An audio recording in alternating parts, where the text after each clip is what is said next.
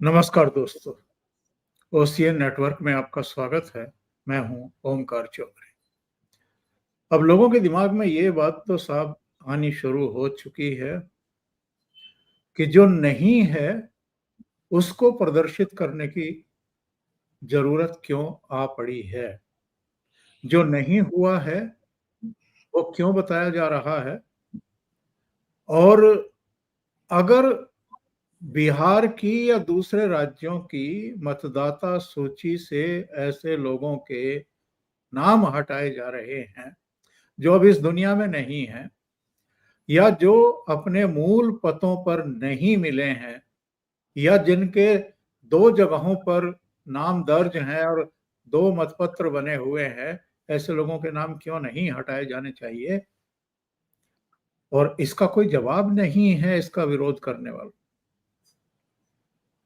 ये वैसा ही है जैसा 3 कृषि कानूनों का विरोध करते समय जब इनसे और इनकी प्रॉक्सी यानी जो प्रदर्शन कर रहे थे 13-13 महीने का आंदोलन छेड़े हुए थे दिल्ली में, जब उनसे पूछा जाता था कि तीनों कृषि कानूनों में कोई एक धारा या उपधारा बताइए जो किसानों के खिलाफ हो, तो ये कुछ नहीं बता पाते थे। अब सबसे बड़ा सवाल ये उठ रहा है कि फिर ये अराजकता का माहौल पैदा करने की कोशिश क्यों हो रही है। झूठ पर झूठ क्यों बोला जा रहा है। जिन मतदाताओं के नाम बड़ी संख्या में काटने का ये आरोप लगा रहे हैं, वो मतदाता कहाँ हैं। वो सामने क्यों नहीं आ रहे हैं। वो क्यों नहीं बता रहे हैं कि साहब मैं तो जिंदा हूं और मेरा नाम काट दिया गया, या मैं तो अपने घर पर ही था फिर भी ये कह करके नाम काट दिया गया कि ये आदमी यहाँ से शिफ्ट हो गया है, ये मूल पते पर नहीं मिला है। या ये लोग दावा क्यों नहीं कर रहे आकर के कि नहीं नहीं मेरे 2 जगह नाम नहीं थे, मेरा तो एक ही जगह काट दिया। और इसके लिए भी 1 महीने का समय एक्चुअल में अभी है। 30 सितंबर तक आप अपना विरोध दर्ज करा सकते हैं, अपना नाम जुड़वा सकते हैं। अगर किसी वास्तविक मतदाता का नाम कट गया है तो फिर ये वितंडा क्यों। और हद हो गई जब तेजस्वी यादव ने प्रेस कॉन्फ्रेंस कर दी और ये दावा कर दिया कि मतदाता सूची से उनका भी नाम उड़ा दिया गया है, उनका नाम भी कट गया है, तो मैं अब चुनाव कैसे लड़ूंगा। पहली बात तो ये है कि इन्होंने खुद ही कहा था कि चुनाव ना लड़ने का हम फैसला करने वाले हैं या उस पर विचार कर रहे हैं। तो जब आपको चुनाव ही नहीं लड़ना है तो मतदाता सूची में नाम हो ना हो क्या फर्क पड़ता है। दूसरी बात यह है, चलो इस बात को भी छोड़ दें, तो और आपका नाम भी मान लिया नहीं है तो उसके लिए तो अभी 1 महीना पड़ा हुआ है, जा करके अपना नाम जुड़वा लीजिए। और अगर आपका मतदाता सूची में नाम भी है और फिर भी आप झूठ बोल रहे हैं प्रेस कॉन्फ्रेंस में कि मेरा नाम काट दिया गया, तो इसका मतलब क्या है। मेरे साथ 2 खास मेहमान जुड़ रहे हैं। पटना से अभिषेक तिवारी जी और लखनऊ से वीरेंद्र नाथ भट्ट साहब। भट्ट साहब अभी जुड़ जाएंगे थोड़ी देर में, लेकिन अभिषेक तिवारी जी जुड़ गए हैं, तो उनको जोड़ करके जरा पूछते हैं कि हो क्या रहा है। अभिषेक जी, बहुत स्वागत है। नमस्कार। लगातार नमस्कार। लगातार असत्य अपनी ही साख को मिट्टी में मिलाने में लगे हुए हैं ये लोग। सर देखिए, ये लोग इस बात को एडॉप्ट नहीं कर पा रहे हैं कि ये सूचना में एक क्रांति का दौर आ चुका है सोशल मीडिया के कारण। इनको लग रहा है अभी भी 90 का दशक वाला वो जो टिपिकल राजद वाला एक है सिस्टम, वो चल रहा है और उसी को ये चलाएंगे और उसको चलाते हुए ये अपने चीजों को आगे लेके जाएंगे। अब बड़ी दिलचस्प बात है कि ये आज पहली बार नहीं है। इन्होंने पहले कहा कि हम चुनाव का बहिष्कार करेंगे, फिर इन्होंने कहा कि सड़क पर उतरना होगा। मैं एक दलायर के पत्रकार को देख रहा था, वो कह रहा था कि क्या ये समय नहीं है कि सड़क पर उतरा जाए। देखिए सर, वामपंथियों का जो सेट प्रैक्टिस है वो यही है कि सड़क पर उतरा जाए। इनका विश्वास कभी भी इस देश के कानून में, संविधान में, इस देश के डेमोक्रेटिक सेटअप में नहीं रहता। आप बताइए, अगर इनका विश्वास डेमोक्रेटिक सेटअप में रखता तो ये माओ के नाम पर पार्टी बनाते क्या? माओसिस्ट पार्टी क्या है? ये माओसिस्ट, माओ कौन था? चीन का। चीन में डेमोक्रेसी के को कुचलने के लिए माओ ने रोड रोलर चलवा दिया, टैंक चलवा दिए प्रोटेस्ट कर रहे लोगों पर। तो इनका विश्वास कभी भी नहीं है। ये सड़क पर ही सरकार बनाना चाहते हैं। ये दरअसल अराजकतावादी लोग, एनार्किस्ट। इनका किसी भी संवैधानिक मूल्य में कभी कोई विश्वास नहीं रहा। अब रही बात तेजस्वी यादव की, तो देखिए, अब ये तो दिक्कत आएगी जब आपकी बेसिक एजुकेशन में ये समस्या है, तब आपको मूलभूत चीजें समझ में नहीं आएंगी। ये SIR का विरोध में मैं तो कह रहा हूं कि चुनाव आयोग ने तैमूर लंग, मोहम्मद जहांगीर, मोहम्मद अकबर, गजनवी, गौरी, इन सब के भी नाम काट दिए। आपने जैसे कहा एक बात इंट्रो में कि मृत्यु हुए लोगों का नाम अगर काट दिया गया और वो मृत नहीं है तो सामने आके बोलेगा ना भाई कि मेरा नाम कट गया है। ऐसा है ही नहीं।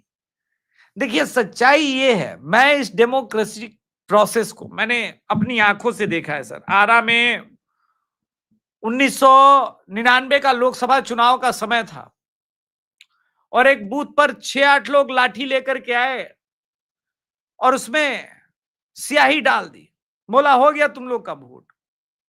तो लालू यादव का उस वक्त का जो है कॉन्फिडेंस भी होता था, कहते थे बैलेट से जिन निकलेगा।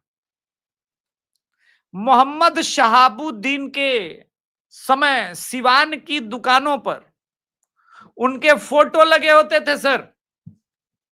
मतलब स्पष्ट है, इस दुकानदार से कोई और प्रोटेक्शन मनी नहीं लेगा, शहाबुद्दीन के लोग लेंगे। आपको लगता है कि वो अपने मन से, अपने हिसाब से वोट कर पाने में सक्षम होंगे ये लोग? वो राज समझिए।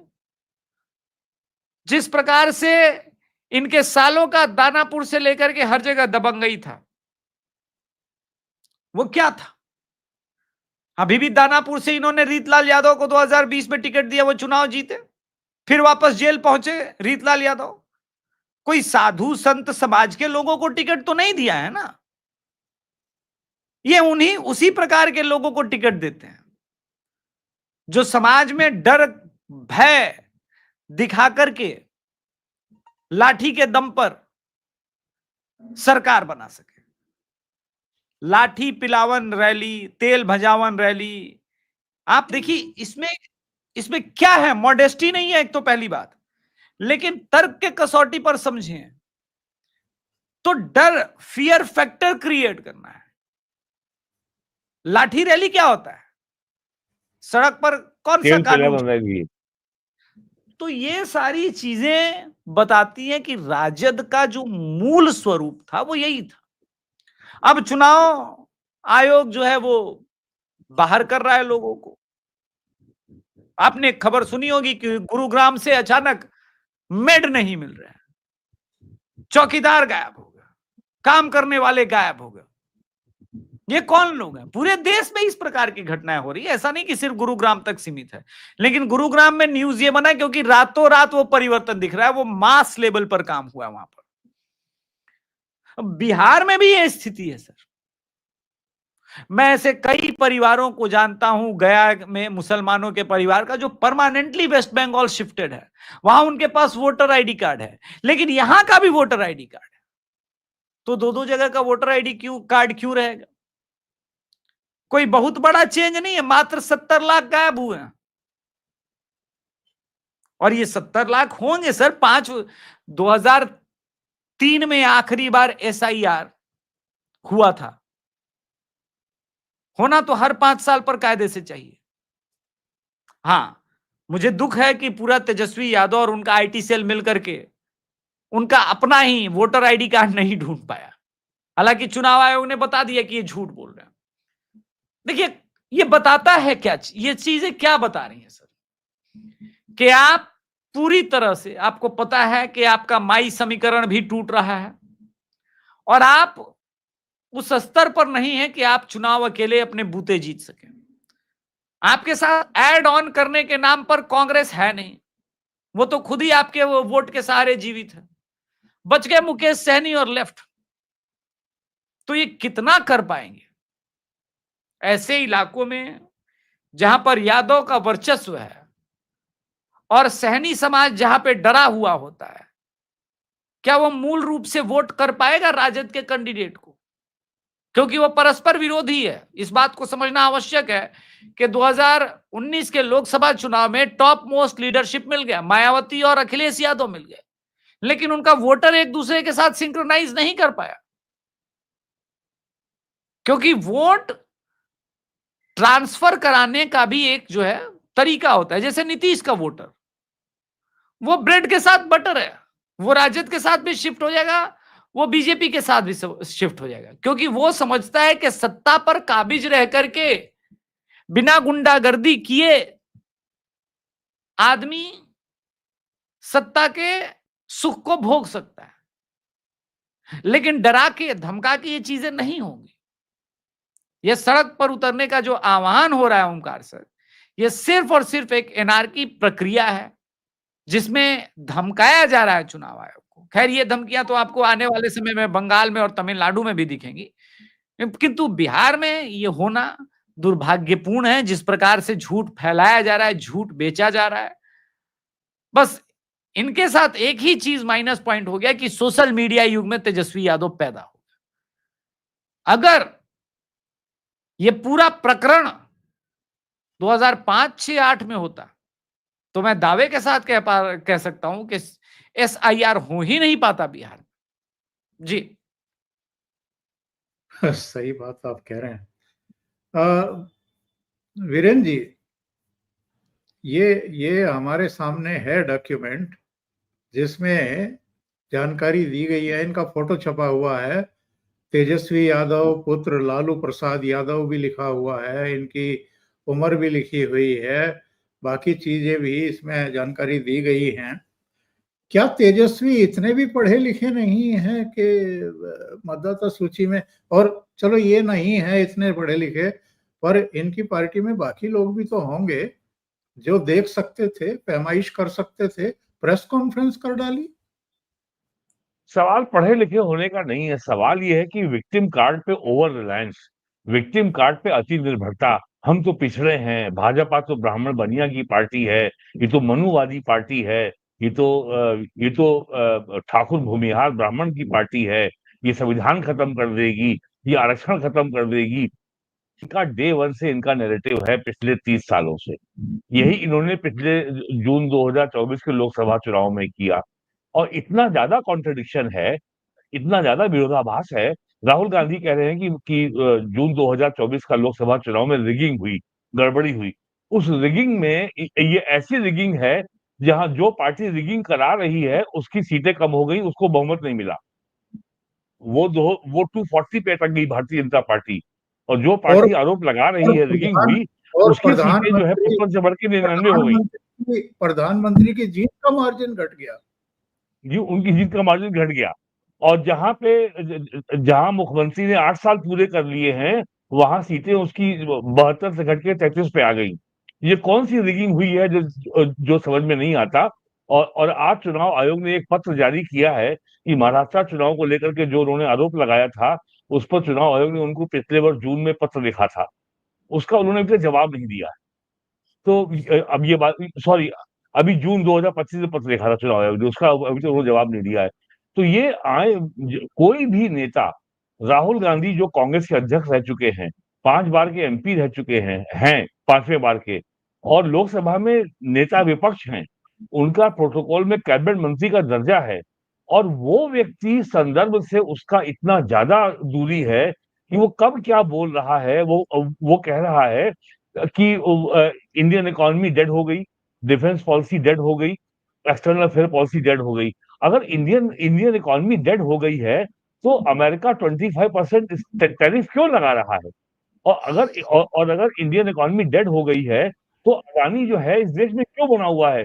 कौन सा व्यापारी है जो जो ऐसे, कौन सा बड़ा बिजनेस हाउस है जो ऐसे देश में रहना चाहेगा जिसकी अर्थव्यवस्था डेड हो गई हो। तो इतना ज्यादा विरोधाभास है लालू यादव के बेटे में, तेजस्वी में, राहुल गांधी में, इंडी अलायंस में। ये कब किस दिशा, ये बिल्कुल डोनाल्ड ट्रंप हो गए हैं। एक जो अंग्रेजी में जो स्लोगन, जो इडियम है, शूटिंग फ्रॉम द, तो अपने पिछवाड़े से ये तीर दाग रहे हैं, तीर छोड़ रहे हैं। यही स्थिति इनकी हो गई है, जबकि सुप्रीम कोर्ट में 3 बार सुनवाई हो चुकी है। सुप्रीम कोर्ट ने अभी तक कोई ऐसी बात नहीं पाई है इस पूरी प्रक्रिया में, जिसको संविधान सम्मत कोर्ट ने ना पाए हो। हाँ, कोर्ट का एक ऑब्जर्वेशन ये रहा है सुप्रीम कोर्ट का, कि अगर मास डिलीशन हुआ, अगर बड़ी संख्या में मतदाताओं के नाम निकाले गए, तब हम इंटरवीन करेंगे। अब क्या करेंगे, ये कोर्ट ने स्पष्ट नहीं किया। और 52 से लेकर आज तक का इतिहास है, कभी भी किसी राज्य की हाई कोर्ट ने, सुप्रीम कोर्ट ने चुनाव प्रक्रिया में कभी आज तक हस्तक्षेप नहीं किया है। और ये जो स्पेशल इंटेंसिव रिवीजन है, ये प्रोसेस का एक चरण समाप्त हुआ है, खत्म नहीं हुआ है। अब आपको सितंबर 25 तक जो है, वो आने वाले 1 महीने तक आपको ये पूरा अधिकार है कि आप अपनी आपत्तियां दाखिल करें। और जब भी मतदाता सूची का रिवीजन होता है, जब भी मतदाता सूची का पुनर्निर्धारण होता है, क्लेम्स एंड ऑब्जेक्शन उसमें हमेशा होता है। जब भी होता है, चाहे वो इंटेंसिव रिवीजन हो, या स्पेशल रिवीजन हो, या चुनाव के पहले का रिवीजन हो। और मैं अगर इसको जोड़ूं आज के पॉलिटिकल संदर्भ में, तो नरेंद्र मोदी की सरकार में जिस तरीके से जो चीज इनफॉर्मल थी, जो ग्रे एरिया थी, जो डिफाइंड नहीं थी, वो हर चीज अब डिफाइंड हो रही है। जैसे जीएसटी लागू हुआ, तो असंगठित क्षेत्र के लोगों को भी अब अपने पूरे बिजनेस को अकाउंट बुक में लाना पड़ा। तो उन्होंने पहले बड़ा शोर मचाया कि साहब हमको जो है परेशानी हो रही है। आज जो है जीएसटी को लागू हुए 8 साल पूरे हो गए, कोई नहीं बोल रहा है। और उल्टे अब ये हो रहा है कि कर्नाटका में 5,000 से ज्यादा ऐसे लोगों को नोटिस जारी हुए हैं, जो डिजिटल पेमेंट के माध्यम से साल में करोड़ों रुपए का धंधा कर रहे थे, 1 पैसे का जीएसटी नहीं पे कर रहे थे। अब वो कह रहे हैं हम जो है डिजिटल पेमेंट नहीं लेंगे। तो उसी तरीके से ये जो स्पेशल इंटेंसिव रिवीजन है, यहाँ पर भी जो ग्रे एरिया है, जो अनडिफाइंड एरिया है, that is being defined as per the representation of peoples act, कि कौन भारत के चुनाव आयोग के कानून के तहत, जो एक संवैधानिक संस्था है, जिसको संविधान ने आर्टिकल 324 में अधिकार दिया है वोटर लिस्ट को रिवाइज करने का, कौन मतदाता हो सकता है, कौन नहीं हो सकता है। और एक्ट में सबकी न्यूनतम अर्हताएं, क्वालिफिकेशन, शर्तें पूरी तरीके से परिभाषित हैं। और ये साफ है, अगर अगर ये आरोप आप लगा रहे हैं कि बैकडोर से एनआरसी हो रहा है, तो क्या तो आरपी एक्ट ये कहता है केवल भारत का नागरिक ही भारत के चुनाव में मतदाता हो सकता है। क्या ये एनआरसी है? क्या जो व्यक्ति भारत का नागरिक नहीं है, क्या वो मतदाता सूची में उसका नाम शामिल हो सकता है? इसका जवाब अभी तक किसी ने नहीं दिया, बिहार के नेता ने। ये बड़ी सी और जो लोग मृत हो चुके हैं, उनका नाम मतदाता सूची में क्या बना रह सकता है? कानून क्या कहता है? और ये कानून आज का नहीं है, ये कानून 1952 का कानून है, हमारे आपके पैदा होने के पहले का कानून है, more than 70 years old law है। तो अब जो है इनके पास कुछ बचा नहीं है सिवाय एक विक्टिम कार्ड खेलने के।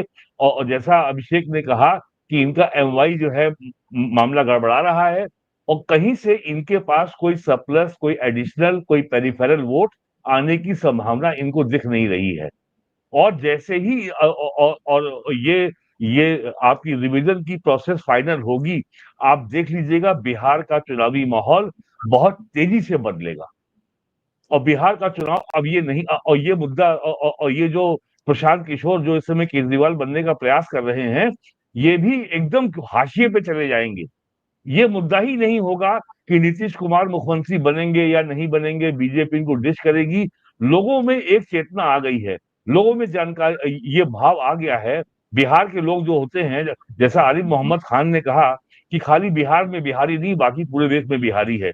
तो इस प्रोसेस ने बिहारियों को बिहारी बना दिया, और उनको ये चेतना, और उनको ये जागरूकता आ गई है कि इतने आदमी 70 लाख फर्जी वोटर बने बैठे थे हमारे यहाँ, और बंगाल में ये संख्या 3 करोड़ निकलेगी। आइएगा भी। ये एक्चुअल में क्या है वीरेन जी कि ये बिहारी बिहारी बिहारी करके आप इतनी बड़ी आबादी का अपमान करते हैं। यस। बिहार से किस किस तरह की प्रतिभाएं और बिहार ने किस अरे तरीके बिहार के से लोग देश इस चला रहे हैं भाई, बिहार के इस लोग देश चला रहे हैं, पंजाब है ना, और पूरा जो है नेशनल कैपिटल रीजन बिहार के लोग चला रहे हैं। अगर अगर बिहार के लोग नेशनल कैपिटल रीजन को छोड़ दें और पंजाब हरियाणा छोड़ दें तो इन इलाकों की पूरी व्यवस्था चला जाएगी। बहुत मेहनती लोग होते हैं बिहार के। देश को दिशा दी है, देश के लिए कंट्रीब्यूशन है भाई। आजादी की हाँ लड़ाई में भी है और आजादी के बाद भी इतना बड़ा कंट्रीब्यूशन है। अभिषेक जी, मैं जी। लिस्ट देख रहा था, ये जो नैरेटिव फैलाने की कोशिश कर रहे थे कि साहब वो मुस्लिम और यादवों के वोट काटने की मुहिम चल रही है, और कभी किशनगंज का नाम लेते थे, कभी सीमांचल के दूसरे जिलों का नाम लेते थे। अरे भाई, सबसे ज्यादा वोट अगर कहीं कटे हैं, पटना है, जहां हाँ से लगातार भारतीय जनता पार्टी का मेंबर ऑफ पार्लियामेंट 3,95,000 वोट वहां से कटे हैं। और ऐसी कई कॉन्स्टिट्यूंसी है, ऐसे कई जिले हैं जहां से भारतीय जनता पार्टी जीत करके आ रही है या जदयू का आ रहा है, और वहां से कहीं ज्यादा वोट कटे हैं। तो ये जो नैरेटिव फैलाने की कोशिश हो रही थी, इसकी तो पूरी तरीके से पोल पट्टी खुल गई है। ये बात ठीक है कि लोगों को प्रथम दृष्टिकोण में यही लगेगा कि भाई क्या मुस्लिम और यादव के कटे हैं? नहीं। दरअसल अगर आप देखेंगे, भाजपा का एक बड़ा बुद्धिजीवी वर्ग जो बिहार से बाहर रह रहा है, पलायन किया है, उनके वोट कटे हैं। अच्छा, कमाल की बात है, 2019 हो, 14 हो, 15 हो या 2024 का भी लोकसभा चुनाव हो, ये वोट भी नहीं कर सकते थे, ये बाहर ही रहते हैं। तो ये वोट कटा है, किंतु साथ साथ उनके भी वोट कटे हैं। तो उनका, अब देखिए मैं एक बात कह रहा हूं, इसको बहुत गंभीरता से आप भी लीजिएगा और दर्शक भी सुने। किशनगंज में 2024 में एक मामला आया कि 11 साल की मुस्लिम बच्ची बुर्का पहन करके अपनी भाभी का वोट दे रही थी। अब उसकी भाभी बिहार से बाहर रहती थी, बुर्के में सलमा के भेष में नगमा वोट दे गई, लेकिन देने के पहले चूंकि हाइट कम थी, उसका बुर्का उठवाया गया, पकड़ लिया गया। तब उसके परिवार वालों ने उसके डिफेंस में क्या कहा, अरे बच्ची का वोट देने का, लोकतंत्र का पर्व मनाने का मन कर गया तो आप फांसी चढ़ा देंगे। गजब स्थिति है भाई। आप फर्जी वोट डाल रही हैं, फेक वोट डाल रही हैं, मन कर गया तो फेक वोट डाल दीजिएगा। गजब गुंडई चल रहा है। यही चीज रुक रही है, इसी चीज पर विशेष ध्यान है कि सलमा का वोट नगमा ना डाल पाए। अगर नगमा 72, अच्छा महिलाओं को 72 नहीं मिलते, आई एम सॉरी, वो लखनऊ वाले नवाब साहब बताएंगे वो क्या होता है उनको। एनीवे, तो अगर मान लीजिए नगमा वोट नहीं आप नवाब साहब कह के मेरा अपमान कर रहे हैं। अच्छा, प्रणाम पंडित जी। हाँ नहीं, पंडित जी नहीं, यह नवाब साहब बहुत नेगेटिव रेफरेंस में कहा जाता है, बहुत डेरोगेटरी कॉन्टेक्स्ट में कहा जाता है। अच्छा, हम बिहारियों को इतना समझ नहीं है ना, हम लोग तो सोचते हैं नवाब साहब माने बढ़िया रईस टाइप के, लखनवी नवाब। चलिए जान लीजिए। Okay okay. तो हाँ, तो मेरा तात्पर्य ये था कि ये जो पूरा प्रोसेस है, जो सर ने कहा कि यार ठीक है, बोरिंग रोड में अकेले, पटना को इस वक्त पता है सर क्या कहा जाता है? बूढ़े बुजुर्गों का शहर। यहां आप किसी घर पे चले जाइए, माँ पिता या उनके वो दादाजी होंगे, दोनों बच्चे बाहर पढ़ रहे हैं, हर घर की ऑलमोस्ट कहानी है। तो ये तो कटना है, ये स्वाभाविक है, ये स्वाभाविक प्रोसेस है। आने वाले समय में पटना राजधानी तो रह जाएगी, पर यहां रहने वाले कुछ दिनों बाद आप देखेंगे वो पंछी टाइप के ही हैं, वो उड़ गए हैं। यहां कोई रहने वाला विशेष नहीं है। यहां वोटिंग परसेंटेज कितना जाता है? 43%, 45% लोकसभा में वोट जाता है सर, वो भी अच्छी वोटिंग हो गई तो। किंतु तेजस्वी यादव से मैं एक्सपेक्ट भी नहीं करता इस तरह के इंटेलेक्ट का। और राजद के लोग, देखिए सर, परिवार के साथ, एक परिवारवादी पार्टी के साथ समस्या होती है। शशि थरूर को बोलने का मन किया, शशि थरूर को ऑपरेशन सिंदूर के समर्थन में उनको बोलने नहीं दिया गया। राजद के साथ और कहानी विचित्र है। पढ़े लिखे लोगों ने 9th पास को अपना नेता मान लिया है, तो जितना 9th पास वाला ज्ञान देगा उसी की ना जी हुजूरी करेंगे। अब वो डाल्टन का सिद्धांत पर तो बहस करेगा नहीं, वो रदरफोर्ड मॉडल तो पढ़ाएगा नहीं, उसको तो अपना वोट तो जो प्रेस कॉन्फ्रेंस की, उसके आश्चर्य ये नहीं है, उसके आसपास के बैठे हुए लोगों ने भी करेक्ट करने का प्रयास नहीं किया कि तेजस्वी जी ये बैकफायर करेगा। उसके आसपास के लोगों को देखिए, वो भी उसी कॉन्फिडेंस में बैठे थे। तो वो राजद के साथ चलता आया है, वो चलता रहेगा। किंतु ये बात यथार्थ है कि बिहार की जनता लग रही है, भिड़ रही है, और वो स्वयं एसआईआर को सक्सेसफुल बनाने में जितना समर्थन दे सकती है चुनाव आयोग का, दे रही है। तो अकेले राजद कांग्रेस के गुलाटी मारने से कुछ होना जाना नहीं है। बस ये है कि अब आगे हार का बहाना भी तो ओमकार सर ढूंढना है ना। मतलब आप चुनाव तो देखिए, ये ठीक है, स्पष्ट रूप से हार नजर आ रहा है। तो आप तो क्रिकेट प्रेमी रहे हैं। हम बचपन में होते थे तो क्रिकेट देखते थे तो कहते अरे इस गेंद पर अगर सचिन आउट नहीं होता ना, तब मैच निकल जाता। अरे भाई सचिन आउट हो गया था, इंपॉर्टेंट ये है ही नहीं। तो यहां यही है कि भाई एसआईआर नहीं होता तो हम चुनाव जीत जाते, डेमोक्रेसी की हत्या हो गई, मर्डर हो गई। भाई अगर इतना है तो मैं एक बार फिर से चैलेंज करता हूं राजद वालों को, आप चुनाव का बहिष्कार करके दिखाइए। भारत बिहारियों के लिए स्वर्णिम युग आ जाएगा अगर आपने चुनाव का बहिष्कार किया, क्योंकि बिहार के पास फिर क्लियर कट ऑप्शन दो बचेगा, एक जनसुराज और एक एनडीए। और यहां बिहारियों के ब्रेन का टेस्ट हो जाएगा, और संभवतः क्या पता उसके बाद जनसुराज सरकार बनाए, क्योंकि दो ही मुद्दे हैं बिहार में।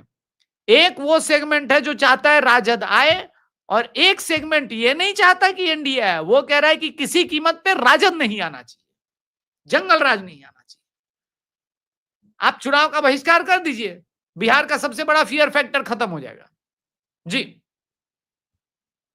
Act against you. किसी को यकीन आएगा कि अरुण जेटली किसी को थ्रेट देंगे, किसी के दफ्तर में जाकर के मिलेंगे और सर फॉर्म कहेंगे? लॉ के आने के पहले अरुण जेटली का देहांत हो चुका था 2019 19 में में, वो उनकी डेथ हो चुकी और थी फॉर्म लॉ अगस्त में। तो फॉर्म और कानून बना है सितंबर 2020 में। यस, करीब सर वो 11 महीने ड्राफ्टिंग बाद कमेटी में भी नहीं थे, उनकी वो उनकी ड्राफ्टिंग मृत्यु के कमेटी 11 महीने बाद थे। हुआ है ये। तो ये अगेन मतलब झूठ बोलते हुए पकड़े गए भट्ट साहब।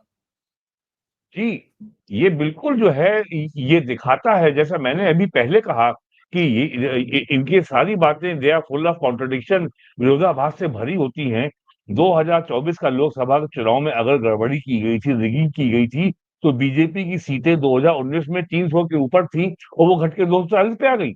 मतलब रूलिंग पार्टी जो चुनाव में गड़बड़ी करवा रही है वो अपनी सीट कम करवा लेगी, अपोजिशन सीट बढ़वा देगी। कांग्रेस की 99 हो गई, समाजवादी पार्टी की सीटें बढ़ के जो है यूपी में 37 हो गई, महाराष्ट्र में शिवसेना की सीटें बढ़ गई, उद्धव ठाकरे की और शरद पवार की सीटें बढ़ गई।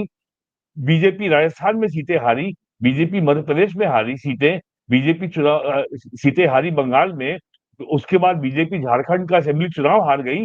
ये सब रिगिंग है।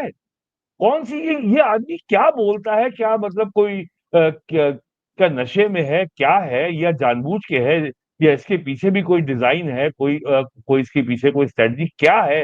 It's very difficult to comprehend. लेकिन चूंकि ये लगातार निहायत गैर जिम्मेदार किस्म की बातें करते रहे हैं, गैर जिम्मेदारी की बातें करना राहुल गांधी का हॉलमार्क है। उन्होंने जयशंकर को जयचंद कह दिया और नरेंद्र मोदी को नरेंद्र सरेंद्र कह दिया। तो भाषा की मर्यादा तो कभी थी ही नहीं, अब तथ्यों की मर्यादा पूर्णतः समाप्त हो गई है। ये चीज हो रही है। और ये और 11 अगस्त को संसद का दिन सत्र का अंतिम दिन है। उसके बाद जब तक ये चुनाव की प्रक्रिया ये रोल रिवीजन की प्रोसेस पूरी तरह समाप्त नहीं हो जाती, ये ऐसे ही किसी न किसी जो है भड़काने वाली बातें, कंट्रोवर्शियल और विवादास्पद बयान देकर के ये खबरों में बने रहना अब एक इनकी अंतिम स्ट्रेटजी है। 25 अगस्त को अमेरिकन टीम आ रही है ट्रेड डील को निगोशिएट करने, और इस बात की पूरी संभावना है कि ये मामला सितंबर में समाप्त हो जाएगा और इसके ऊपर जो अभी इनको हमला करने का मौका मिला है ट्रंप के बयानों से, वो भी सुविधा इनकी इनकी छिन जाएगी। और सितंबर के में ही ये सारा प्रोसेस पूर्णतः समाप्त हो जाएगा, फाइनल रोल पब्लिश हो जाएगी। और जैसा चुनाव आयोग ने आज कहा है, अभी तक किसी पार्टी की ओर से कोई आपत्ति चुनाव की लिस्ट को वोटर लिस्ट को लेकर कोई आपत्ति नहीं आई है। Let us wait for one more week, एक हफ्ते और इंतजार कर लेते हैं कि कहाँ से क्या आपत्तियां आती हैं। और जैसे जैसे समय बीतता जाएगा, ये जो बड़े पैमाने पे बोल रहे थे कि आपत्तियों की लोगों के नाम निकाले जा रहे हैं, वैसे वैसे सुप्रीम कोर्ट में इनका केस कमजोर अपने आप ही हो जाएगा। और सुप्रीम कोर्ट जो है इनको ये केस खारिज हो जाएगा कि 7 करोड़ 90 लाख वोटर का लिस्ट का रिवीजन हुआ और आप 60,000 आपत्तियां नहीं ला सके। और चुनाव 6,000 आयोग बहुत तैयार बैठा है। जिस तेजी से आज चुनाव आयोग ने with in hours Tejashwi Yadav के आरोप का खंडन किया, तथ्यों के साथ और साक्ष्य के साथ, सबूतों के साथ खंडन किया, उससे ये बिल्कुल स्पष्ट है चुनाव आयोग ने जितना फास्ट और क्लीन तरीके से लिस्ट को डिजिटाइज किया है, केवल कंप्यूटर की माउस की एक क्लिक से पूरा डाटा सामने आ जाएगा। और ये अगर हालांकि ये सुविधा नहीं है, चुनाव आयोग इनको वोटर लिस्ट व्हाट्सएप पे तो नहीं भेजेगा कि भैया लीजिए ये आपके फलाने बूथ की लिस्ट हम आपको व्हाट्सएप पे भेज रहे हैं। आपको सुविधा मिल और एक बात और भी है, चुनाव आयोग ने इतनी बढ़िया व्यवस्था की है वेरिफिकेशन की कि यदि आपको अपने क्षेत्र अपनी वोटर लिस्ट में नाम देखना है तो अपने विधानसभा क्षेत्र का नाम डालिए और अपना वोटर आईडी कार्ड का नंबर डालिए। उसके बाद आपके पास आपके मोबाइल फोन में ओटीपी आएगा और ओटीपी नंबर जब आप डालेंगे तो आपका जो है वो पोलिंग वो लिस्ट खुल जाएगी, आपके बीएलओ का नंबर मिल जाएगा। तो OTP itself is a additional verification, एक और तरीका है वेरिफिकेशन का ओटीपी के जरिए। और ये भी डाटा चुनाव आयोग कल तक आपको दे देगा कि पहले दिन कितने लोगों ने जो है वेबसाइट को एक्सेस किया और कितने लोगों को हमने ओटीपी भेजे और कितने लोगों ने उस ओटीपी भर के अपनी संतुष्टि ऐसी सूचना उनको मिल गई कि वो संतुष्ट हो गए। ये डाटा भी आपको मिलेगा आने वाले दिनों में कि कितने लोगों ने साइट को एक्सेस किया, कितने लोगों को ओटीपी भेजा गया और कितने ओटीपी और हो सकता है कि अभी इस ओटीपी के चक्कर में बहुत सारे नाम कट जाए, फर्जी निकलेंगे वो। एक और छोटी सी क्लिप सुनते हैं। एक और, राहुल गांधी यहीं नहीं रुक रहे हैं, वो फिर मुस्लिम कार्ड खेलने की कोशिश कर रहे हैं। सुनिए क्या कह रहे हैं।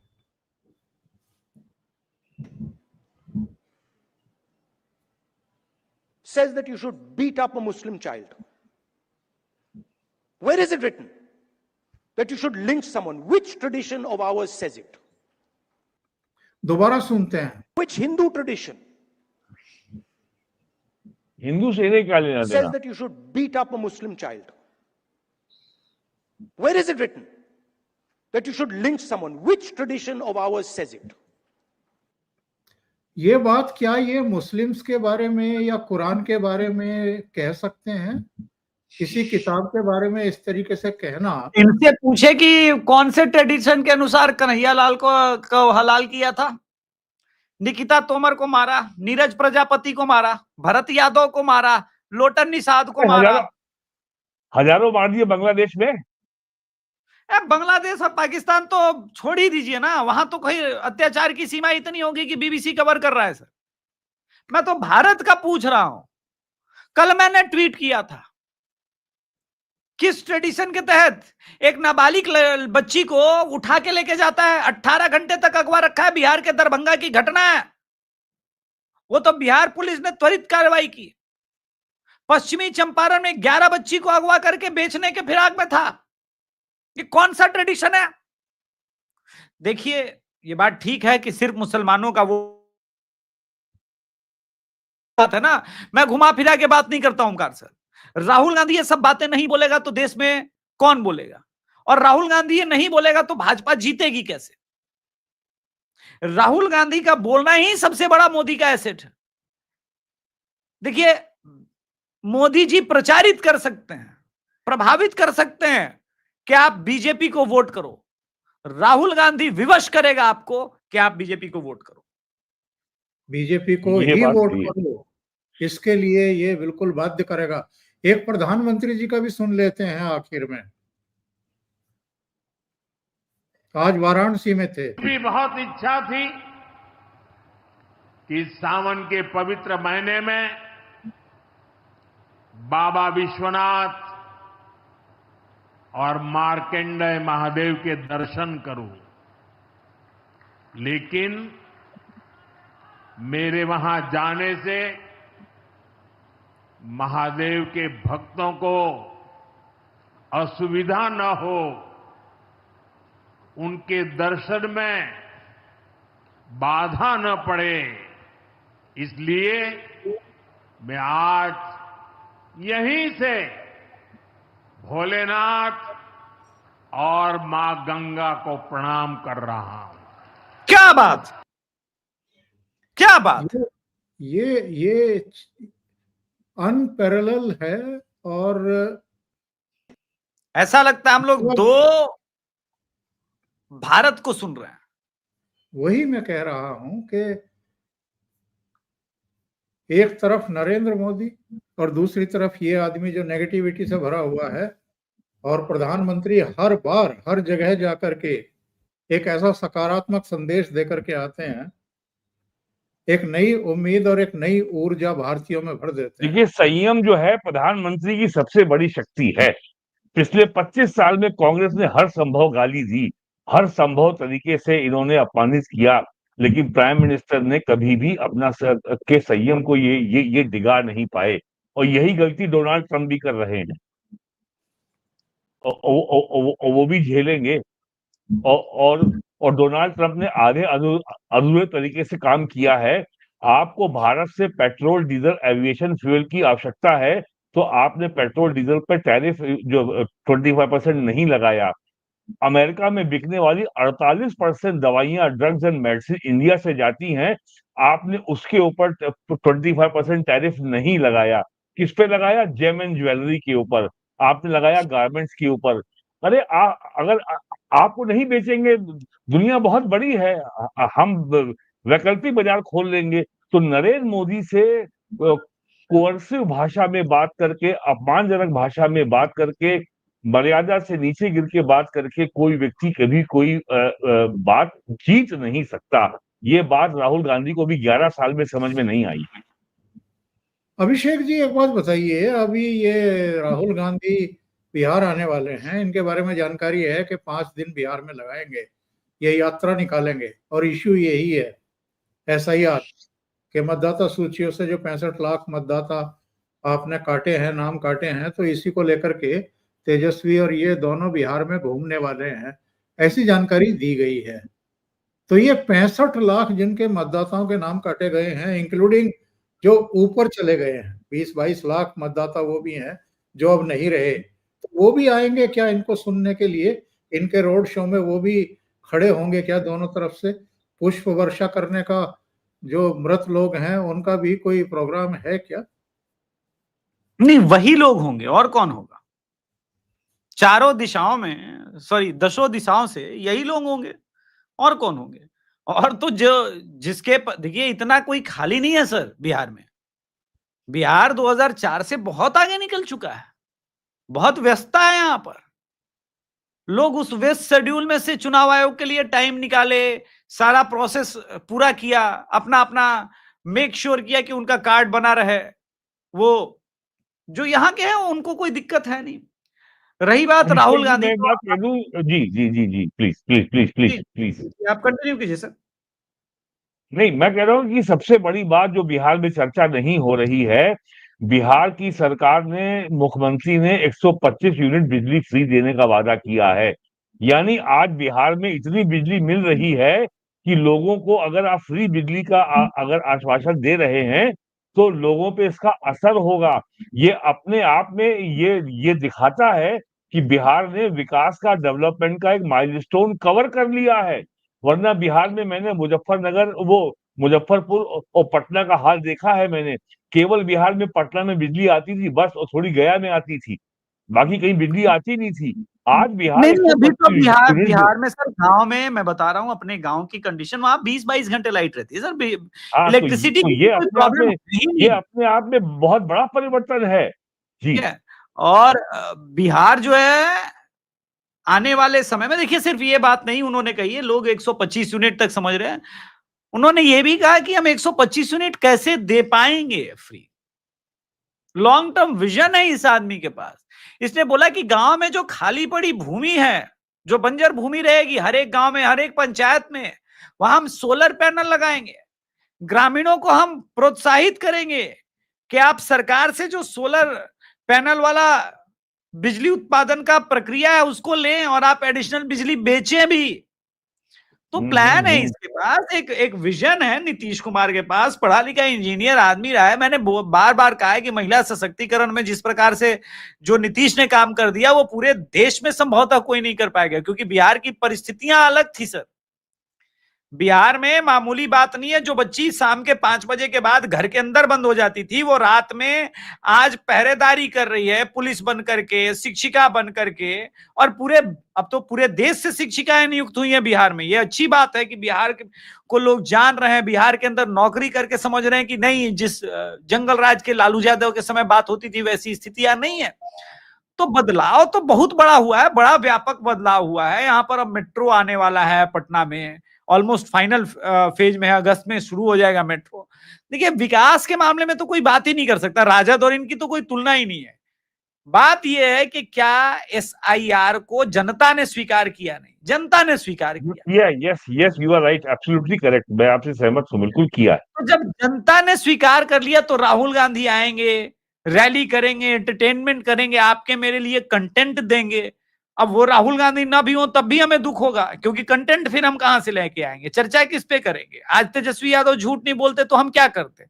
तो ऐसे लोगों का भी समाज में होना बहुत आवश्यक है, ताकि देखिए देवता के होने का वैल्यू जो मैं कह रहा हूं सर, आपको तभी पता चलेगा जब संसार में राक्षस भी होगा। संसार में देवता नहीं होंगे और या राक्षस नहीं होंगे तो दोनों के एग्जिस्टेंस का कोई, एक के एग्जिस्टेंस का कोई मतलब नहीं रह जाएगा। सारे राक्षस होंगे तो भी कोई मतलब नहीं है। तो राक्षस होंगे और दूसरी तरफ से प्रोटेक्टर होगा, देवता होगा, तभी आपको पता चलेगा कि देवता कितना आवश्यक है समाज में बैलेंस बनाने के लिए। तो प्रकृति बैलेंस बनाती है। तो प्रकृति ने नरेंद्र मोदी बनाया, तो बैलेंस के लिए प्रकृति ने राहुल गांधी बनाया। बहुत बहुत धन्यवाद वीरेंद्र नाथ भट्ट जी और अभिषेक तिवारी जी, आप दोनों ने जुड़े और इतना समय निकाला। Thank you so much. धन्यवाद सर।